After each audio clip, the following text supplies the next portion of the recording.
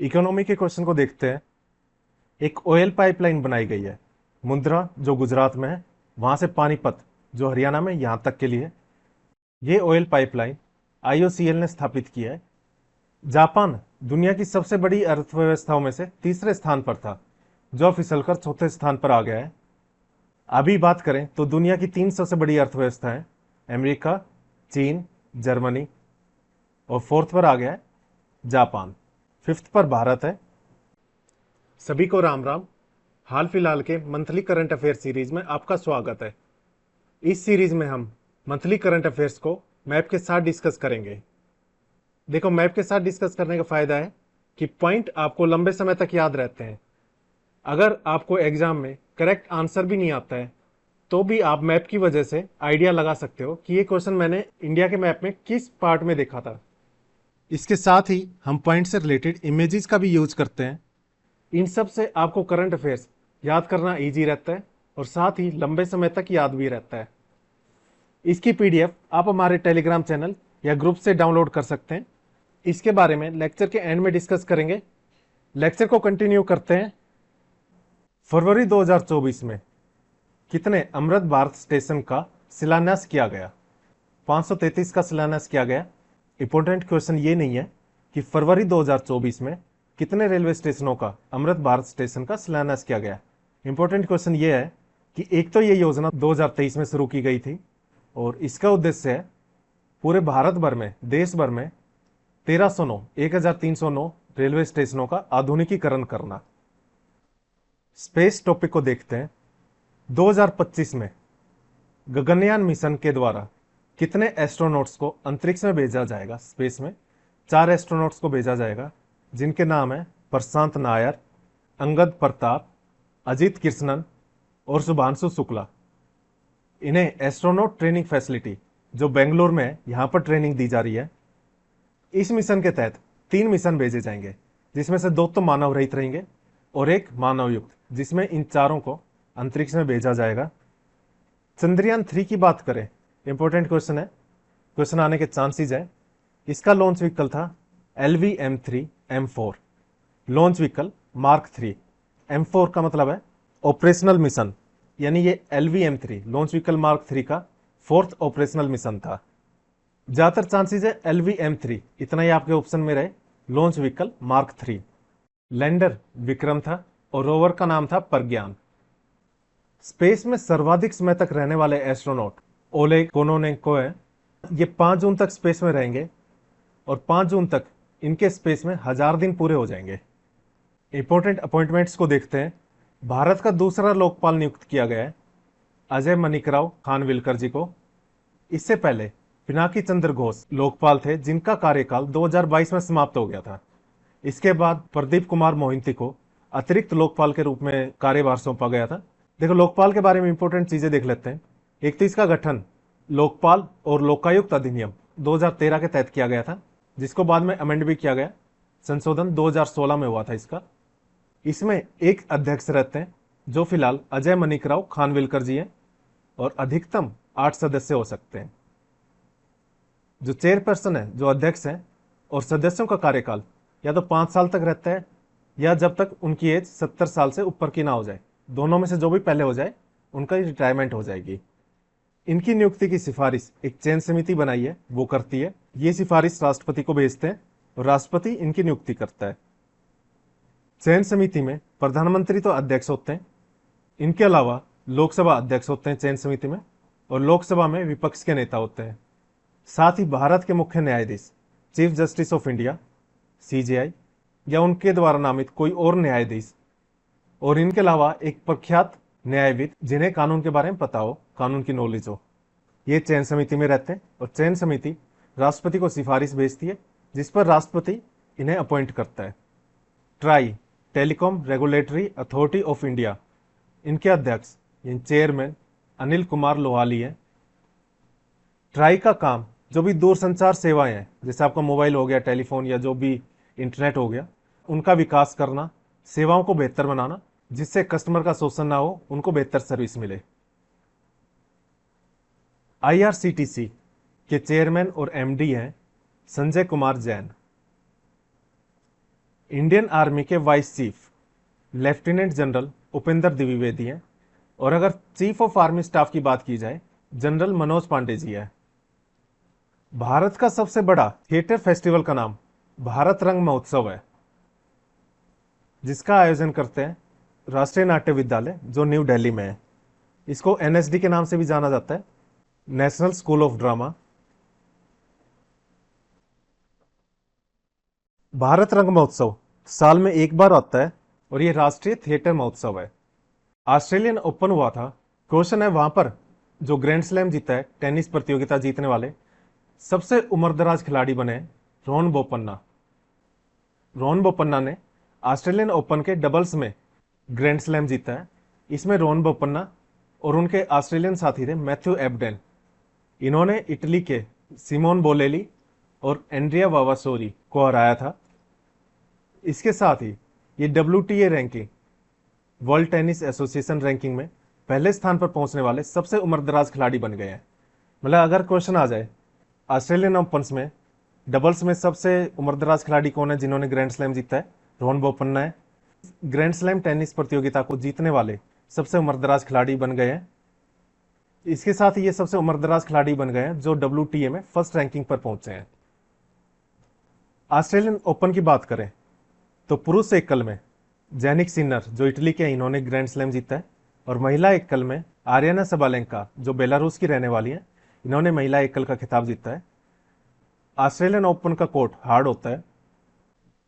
South Africa में ICC under 19 men's cricket world cup 2024 हुआ था, जिसे ऑस्ट्रेलिया ने जीता था और भारत रनर अप रहा था। मतलब फाइनल में ऑस्ट्रेलिया और भारत का मैच हुआ था। इसमें प्लेयर ऑफ द सीरीज बने थे क्वेना मफाका, जो साउथ अफ्रीका के बॉलर थे। और सबसे ज्यादा रन उदय सरन ने बनाए थे 394। अंडर 19 टीम के ये कैप्टन थे। सबसे ज्यादा विकेट क्वेना मफाका ने लिए हैं, 21 विकेट लिए हैं, साउथ अफ्रीका से हैं ये। सबसे ज्यादा बार under 19 men's cricket world cup Bharat ने जीता है, टोटल 5 बार जीता है। 2026 में जो under 19 men's cricket world cup होगा, ये जिम्बाब्वे नामीबिया में होगा। South Asian football federation SAFE safe under 19 women's championship 2024 का खिताब जीता है। भारत और बांग्लादेश ने संयुक्त रूप से जीता है। आपको पता होना चाहिए सेफ क्या है। फुटबॉल प्रतियोगिता है जो साउथ एशिया के देशों के बीच होती है। विश्व तीरंदाजी द्वारा world archery breakthrough archer 2023 का पुरस्कार आदिति गोपीचंद को दिया गया है। आदिति गोपीचंद की अन्य उपलब्धियां देखते हैं।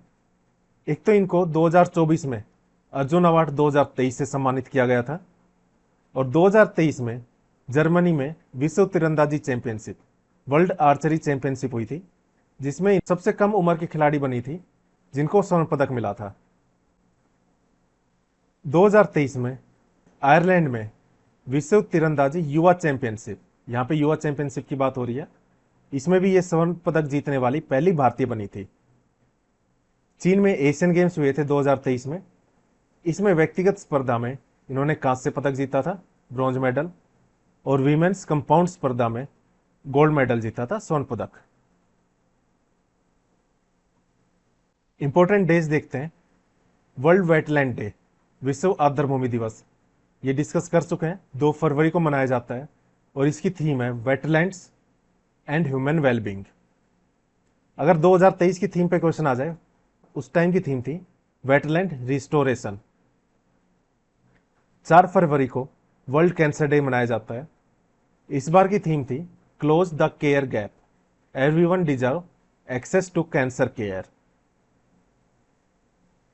इंटरनेशनल मदर लैंग्वेज डे, अंतर्राष्ट्रीय मातृभाषा दिवस, 21 फरवरी को मनाया जाता है और थीम थी इस बार की multilingual education, A pillar of learning and intergenerational learning. National science day, राष्ट्रीय विज्ञान दिवस, 28 फरवरी को मनाया जाता है और इस बार की थीम थी इंडिजिनस टेक्नोलॉजीज फॉर विकसित भारत, मतलब विकसित भारत के लिए स्वदेशी तकनीक।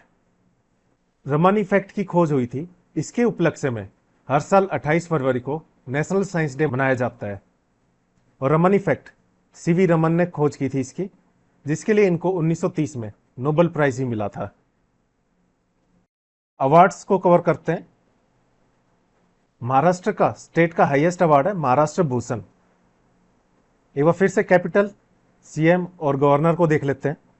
महाराष्ट्र की कैपिटल मुंबई है और यहाँ के सीएम है एकनाथ शिंदे। गवर्नर है यहाँ के रमेश बैस। महाराष्ट्र भूषण 2023 से सम्मानित किया गया था अशोक सराफ को। इनको मराठी और हिंदी सिनेमा में इनके योगदान के लिए, उत्कृष्ट योगदान के लिए सम्मानित किया गया था। और महाराष्ट्र भूषण 2024 से डॉक्टर प्रदीप महाजन को सम्मानित किया गया है। इनको रीजनरेटिव मेडिसिन के क्षेत्र में उनके योगदान के लिए सम्मानित किया गया है। रीजनरेटिव मेडिसिन ये एक ऐसा प्रोसेस है जिसके थ्रू ह्यूमन या एनिमल में जो भी सेल्स या कोई टिश्यू या ऑर्गन, इनको रिप्लेस करना, उसमें इंजीनियरिंग करके ठीक करना या फिर रीजनरेट करना, यानी पुनर्जीवित करना ताकि वो नॉर्मल फंक्शन करे, इसको रीजनरेटिव मेडिसिन कहते हैं। असम की बात करें तो यहाँ की कैपिटल दिसपुर है और सीएम है यहाँ के हेमंत बिस्व शर्मा। असम के गवर्नर हैं गुलाब चंद कटारिया। असम का हाईएस्ट राजकीय सम्मान है असम वैभव रंजन गोगोई को दिया गया है। ये सुप्रीम कोर्ट के पूर्व मुख्य न्यायाधीश हैं, साथ ही राज्यसभा के सांसद भी हैं। यूपी की बात करें तो यहाँ की कैपिटल लखनऊ है और सीएम है यहाँ के योगी आदित्यनाथ जी। यहाँ की गवर्नर आनंदीबेन पटेल हैं। यूपी गौरव सम्मान से नवीन तिवारी और डॉक्टर रितु करधाल श्रीवास्तव को सम्मानित किया गया है। 69th फिल्म फेयर अवार्ड 2024 को डिस्कस करते हैं। यह अवार्ड गुजरात के गांधीनगर में हुआ था। इसमें बेस्ट फिल्म का अवार्ड 12th फेल को मिला है और बेस्ट डायरेक्टर 12th फेल के डायरेक्टर हैं विधु विनोद चोपड़ा। और best actor in leading role, best actor का अवार्ड मिला है रणबीर कपूर को एनिमल के लिए। Best actor in leading role female. Best actress का अवार्ड मिला है आलिया भट्ट को उनकी मूवी रॉकी और रानी की प्रेम कहानी के लिए। फिल्म फेयर पुरस्कार ये सिनेमा के क्षेत्र में दिया जाने वाला पुरस्कार है। पहली बार 1954 में यह अवार्ड दिया गया था और इसे फिल्म फेयर पत्रिका, फिल्म फेयर मैगजीन अवार्ड देती है। ये 77th BAFTA film awards, British academy film awards. Best film का अवार्ड मिला है ओपनहाइमर को। अगर कोई इंटरनेशनल अवार्ड है और बेस्ट फिल्म का पूछा गया है और आपको आंसर नहीं पता तो ओपनहाइमर पर तुक्का मार सकते हो। मैक्सिमम अवार्ड ओपनहाइमर नहीं जीतते बेस्ट फिल्म के। इसके साथ ही लीडिंग एक्टर का अवार्ड भी ज्यादातर जगह किलियन मर्फी ने ही जीता है जो ओपनहाइमर में एक्टर थे। लीडिंग एक्ट्रेस बाफ्टा में एमा स्टोन ने अवार्ड जीता है पुअर थिंग्स मूवी के लिए।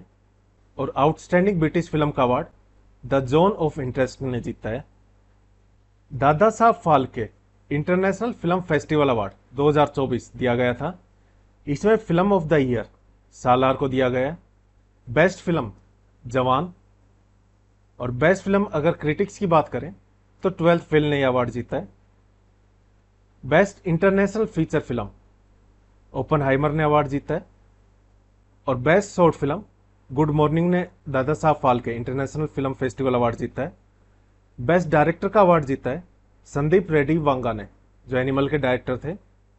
और बेस्ट एक्टर का अवार्ड शाहरुख खान ने जीता है अपनी फिल्म जवान के लिए। बेस्ट एक्ट्रेस का अवार्ड रानी मुखर्जी ने मिसिज चटर्जी वर्सेस नॉर्वे में अपनी भूमिका के लिए जीता है। 58वां ज्ञानपीठ अवार्ड संस्कृत भाषा के लिए जगत गुरु राम भद्राचार्य जी ने जीता है। और उर्दू भाषा के लिए उर्दू कवि हैं गुलजार, उन्होंने ये अवार्ड जीता है। ज्ञानपीठ अवार्ड ये भारतीय साहित्य का सर्वोच्च अवार्ड है। फ्रांस का सर्वोच्च नागरिक सम्मान है सेवेलियर डे ला लेगियन डी ऑनर। इससे सम्मानित किया गया था डॉक्टर शशि थरूर को। इनको ये अवार्ड भारत फ्रांस के संबंधों को बढ़ाने, उनको गहरा करने, साथ ही अंतर्राष्ट्रीय शांति और सहयोग के लिए जो उन्होंने कार्य किए हैं उनके लिए दिया गया है। वैज्ञानिक अनुसंधान के लिए अवार्ड दिया जाता है जीडी बिड़ला पुरस्कार। ये 33वां जीडी बिड़ला अवार्ड दिया गया है आदिति सेन डे को। Aditi Sen day GD Birla award जीतने वाली पहली महिला है। इन्होंने ये award quantum information and computation research के क्षेत्र में जो इन्होंने काम किया है, जो योगदान दिया है, इसके लिए मिला है। 66वां Grammy award 2023-24 album of the year चुना गया है मिडनाइट्स को, जिसे टेलर स्विफ्ट ने बनाया है। और records of the year flowers को मिली साइरस के द्वारा बनाया गया है ये। और song of the year what was I made for, Billie Eilish ने ये सॉन्ग गाया है। और best new artist Victoria Monet. Best global music album की बात करें, दिस मोमेंट को चुना गया है, जिसे शंकर महादेवन और जाकिर हुसैन का बैंड है शक्ति बैंड, इसके द्वारा यह एल्बम बनाई गई है। Wild life photographer of the year people's choice award 2023 दिया गया है नीमा सारिखानी को। इन्होंने एक हिमखंड है उस पर सोते हुए ध्रुवीय भालू की फोटो खींची थी, इसके लिए इनको wild life photographer of the year award दिया गया है। अब आईआर को कवर करते हैं। फिनलैंड के प्रेसिडेंट बने हैं अलेक्जेंडर स्टब। और पीएम की बात करें तो यहाँ के पीएम है पेटेरी ओरपो। फिनलैंड की कैपिटल हेलसिंकी है। फिनलैंड को 1000 झीलों का देश भी कहा जाता है, लैंड ऑफ 1000 लेक्स। अंतर्राष्ट्रीय सौर गठबंधन आईएसए यानी इंटरनेशनल सोलर अलायंस में एक और सदस्य ऐड हुआ है, 119वां सदस्य बना है माल्टा। इसका गठन 2015 में हुआ था और इसका मुख्यालय हरियाणा के गुरुग्राम में है। इसका उद्देश्य सौर ऊर्जा के उपयोग को बढ़ावा देना है। रिपोर्ट्स एंड इंडिसेस को कवर करते हैं। ट्रांसपेरेंसी इंटरनेशनल के द्वारा जारी किया गया भ्रष्टाचार धारण सूचकांक यानी करप्शन परसेप्शंस इंडेक्स, कौन जारी करता है इसको? ट्रांसपेरेंसी इंटरनेशनल जारी करता है करप्शन परसेप्शन इंडेक्स को। इसके 2023 में भारत की रैंक 93 थी और फर्स्ट रैंक पर डेनमार्क रहा है। अगर 2022 की बात करें तो भारत की रैंकिंग 85 थी, इस बार रैंकिंग गिरी है, यानी करप्शन परसेप्शंस इंडेक्स के अकॉर्डिंग करप्शन बढ़ा है इस एक साल के दौरान। इकोनॉमिस्ट इंटेलिजेंस यूनिट जारी करता है डेमोक्रेसी इंडेक्स 2023। इसमें भारत की रैंकिंग 41st है, 41वीं। फर्स्ट नंबर पर नॉर्वे रहा है और लास्ट पर है अफगानिस्तान। विधि न्याय रूल और रेगुलेशन की बात करें तो इसमें सुप्रीम कोर्ट ने चंडीगढ़ मेयर चुनाव में धांधली हुई थी। क्वेश्चन है चुनाव के किस अनुच्छेद आर्टिकल के तहत अपनी पावर का विशेष शक्ति का इस्तेमाल करते हुए नतीजों को पलट दिया? ये आर्टिकल 142 अनुच्छेद 142 के तहत नतीजों को पलटा है। कॉन्स्टिट्यूशन का आर्टिकल है 142 जो सुप्रीम कोर्ट को एम्पावर करता है कोई भी मैटर या कोई केस इसके सामने पेंडिंग हो रखा जाए तो उसमें कंप्लीट जस्टिस के लिए कोई डिक्री या ऑर्डर पास कर सकता है और ये ऑर्डर पूरे भारत में लागू होगा, एनफोर्सेबल रहेगा। इलेक्टोरल बॉन्ड योजना शुरू की गई थी 2018 में। सुप्रीम कोर्ट ने इलेक्टोरल बॉन्ड को असंवैधानिक करार दे दिया, अनकॉन्स्टिट्यूशनल, क्योंकि यह सूचना के अधिकार का उल्लंघन कर रहा था। यह आरटीआई के अंडर नहीं आता था, लोगों को सूचना नहीं मिलती थी कि कौन किस पार्टी को कितना बॉन्ड दे रहा है, कितना पैसा दे रहा है। चुनावी बॉन्ड की बात करें तो इसको कोई भी नागरिक ले सकता है और यह देश में कोई स्थापित इकाई है। किसी एक बैंक को, जैसे इस केस में एसबीआई था, सिर्फ इस बैंक के थ्रू ही ये बॉन्ड खरीदा जा सकता था, जिसे कोई अकेला व्यक्ति खरीद सकता है या फिर कई ग्रुप में भी मिलकर एक बॉन्ड खरीद सकते हैं। और जनप्रतिनिधित्व अधिनियम 1951 की धारा 29A के तहत जो भी राजनीतिक दल पंजीकृत हैं, और इसके अलावा एक और कंडीशन है कि पिछले लोकसभा या विधानसभा में जो चुनाव हुए थे उसमें कम से कम उनको 1% वोट तो मिला हो।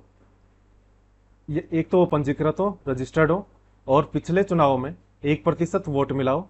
सिर्फ वही दल चुनाव बॉन्ड ले सकते हैं। और चुनाव बॉन्ड को जो राजनीतिक दल है वो उसी बैंक में, जो अधिकृत बैंक है, वहां पर उस पार्टी का जो भी खाता होगा उसके माध्यम से उसको कैश करवा सकता है। मान लो ये एसबीआई बैंक है और ये पर्सन है या ग्रुप ऑफ पर्सन ऑर्गेनाइजेशन जिसने एसबीआई बैंक है यहां से बॉन्ड लिया, और ये कोई पॉलिटिकल पार्टी है जो रजिस्टर्ड है और जिसके लास्ट विधानसभा या लोकसभा इलेक्शन में 1% से ज़्यादा वोट आए हैं। तो ये पर्सन गया एसबीआई बैंक, कैश दिया, उसके बदले बॉन्ड लिया, और ये बॉन्ड इसने इस पॉलिटिकल पार्टी को दे दिया। अब ये पार्टी एसबीआई बैंक जाएगी, वहां पर बॉन्ड देगी, और उसके बदले इसके खाते में पैसे आ जाएंगे, इसको उस बॉन्ड को ये कैश करवा लेगी। इस तरह ये सिस्टम काम करता था। ये चुनाव की फंडिंग में पारदर्शिता के लिए लाया गया था, क्योंकि पहले काफी मात्रा में कैश का यूज होता था, बट सुप्रीम कोर्ट ने इसे अनकॉन्स्टिट्यूशनल, असंवैधानिक करार दे दिया था, क्योंकि ये सूचना के अधिकार का, राइट टू इंफॉर्मेशन का उल्लंघन करता था। पद्मश्री गजल गायक पंकज उदास, इनका निधन हो गया। इन्हें पद्मश्री पुरस्कार 2006 में दिया गया था। एंड्रियास ब्रेम, ये किस देश के फुटबॉलर हैं जिनका हाल ही में निधन हुआ है? जर्मनी के फुटबॉलर थे ये। महाराष्ट्र के पूर्व मुख्यमंत्री मनोहर जोशी जी का निधन हुआ है। सुप्रीम कोर्ट के वरिष्ठ वकील और पद्म विभूषण विजेता फली एस नरीमम का भी निधन हुआ है। काफी फेमस रेडियो होस्ट अमीन सियानी, इनका निधन हुआ है। डॉक्टर प्रभा अत्रे, जो किराना घराने की भारतीय शास्त्रीय संगीत गायिका है, इनका भी निधन हुआ है। वेद प्रकाश नंदा, भारतीय अमेरिकी कानून के जानकार हैं, शिक्षाविद हैं, इनका भी निधन हुआ है। उस्ताद राशिद खान, ये रामपुर सहसवान घराने के शास्त्रीय संगीतकार हैं, इनका हाल ही में निधन हुआ है। साहित्यकार उषा किरण खान, हिंदी और मैथिली की साहित्यकार थी ये, इनका निधन हुआ है। जेनेटिक्स यानी चिकित्सा विशेषज्ञ और पद्मश्री पुरस्कार विजेता डॉक्टर ईश्वर चंद वर्मा का निधन हुआ है। केन्या के केल्विन किप्टम, ये विश्व मैराथन रिकॉर्ड धारक हैं, इनका निधन हो गया है। अगर मैराथन की कुल लंबाई की बात करें 42.195 किलोमीटर होती है एक मैराथन रेस की लंबाई। इस लेक्चर में इतना ही। मंथली करंट अफेयर्स हम 2 पार्ट में कंप्लीट करवाएंगे। पहले पार्ट में हम करंट अफेयर के उन पॉइंट्स को डिस्कस करेंगे जो मैप्स में स्टेट वाइज अरेंज किए हैं, और सेकंड पार्ट में जो पॉइंट स्टेट वाइज एडजस्ट नहीं किए हैं उन पॉइंट्स को टॉपिक वाइज कवर करेंगे, और जहां पर मैप की जरूरत होगी वहां पर मैप का यूज करेंगे। अगर आपको इसकी पीडीएफ चाहिए तो वो आपको हमारे टेलीग्राम चैनल और ग्रुप पर मिल जाएगी, लिंक डिस्क्रिप्शन बॉक्स में गिवन है, या आप सिंपल भी सर्च कर सकते हैं जैसा स्क्रीन पर दिखाई दे रहा है। आप सिंपल हाल फिलहाल के नाम से भी सर्च कर सकते हैं टेलीग्राम पर। आप अपना कोई भी क्वेश्चन कमेंट बॉक्स में पूछ सकते हैं। लेक्चर अच्छा लगा हो तो लाइक, शेयर और सब्सक्राइब करें। Thank you. जय हिंद, जय भारत।